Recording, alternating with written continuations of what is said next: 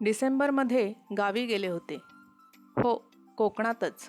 नदी, डोंगरमाळ, जंगल, समुद्र या सर्व निसर्गरूपांना असे एकत्र येण्याची संधी आणखी कुठे? कोकणातच आलेत सारे एकत्र.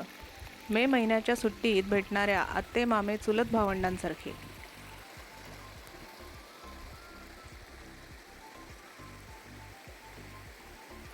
शाळा कॉलेज सुट्टी प्रकरणाचे दिवस संपल्यानंतर मला गावी जायला डिसेंबरसुद्धा फार आवडतो.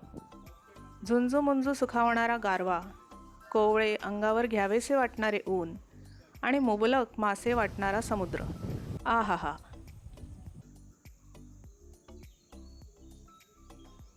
सकाळची सुरुवातच होते खिडकीवर सातभाईचा नगारा, अंगणात कोंबड्यांच्या ताना आणि झाडावरच्या किरमिजी शिंजीरच्या सततच्या गजराने.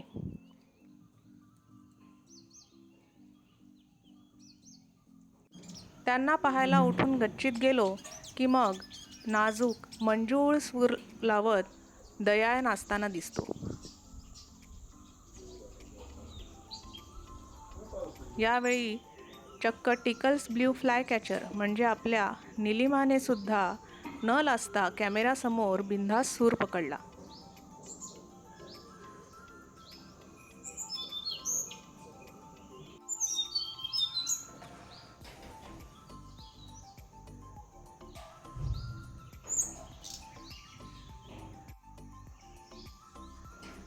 शिंजीर तर एक ढूंढो और एक मिलेगा करत हजेरी लावत होते चिवचिवत.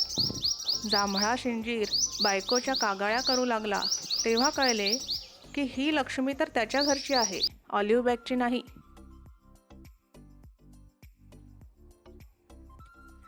नंतर घराच्या मागचा माळ ओलांडत निघालो सख्या सागराला भेटायला.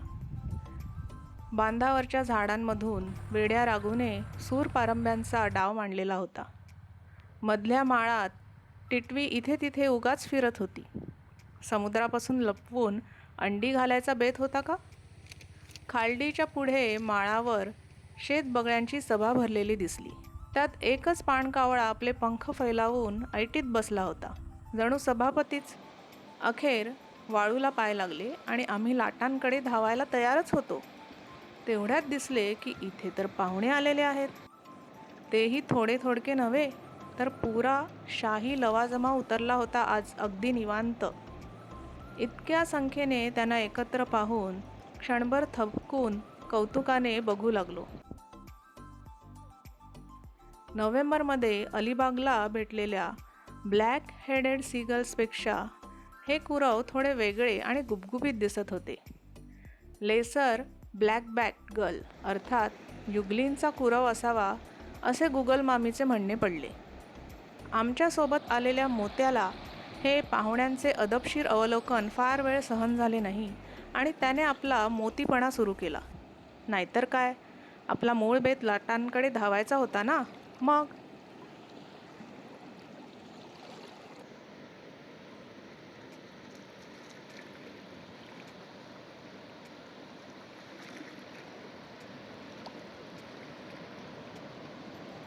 पाहुण्यांनी सुद्धा त्याचा मान ठेवून जरा हवेत गिरक्या घेतल्या आणि पुन्हा येऊन बूड टेकवले खाली. छोटे मिया प्लोवर्सनी तर तितकीही तसदी घेतली नाही. आपली मजेशीर चाल चालू ठेवत त्यांनी उगा इकडे तिकडे जरा माना फिरवल्या.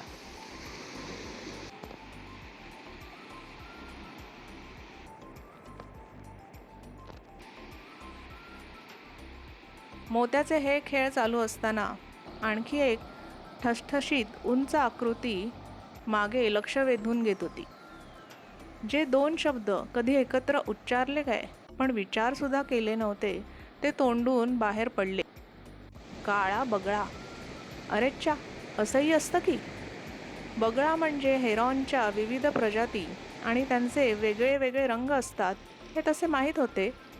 नदी, नाले, माळ, शेत या ठिकाणी पॉन्ड हेरॉन, ग्रे हेरॉन, केरळात तर अगदी पर्पल हेरॉन पण पाहिला होता. समुद्राजवळ नेहमी सफेद बगळाच पाहिला होता.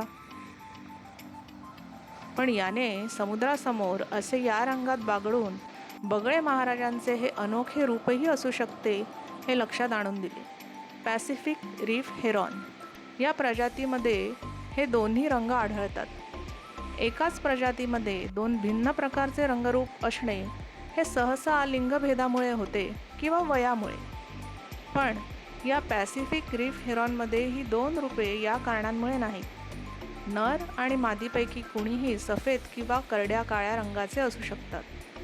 याला अलैंगिक द्विरूपता नॉन सेक्शुअल डायमॉर्फिझम म्हणतात, जे सहजासहजी आढळून येत नाही.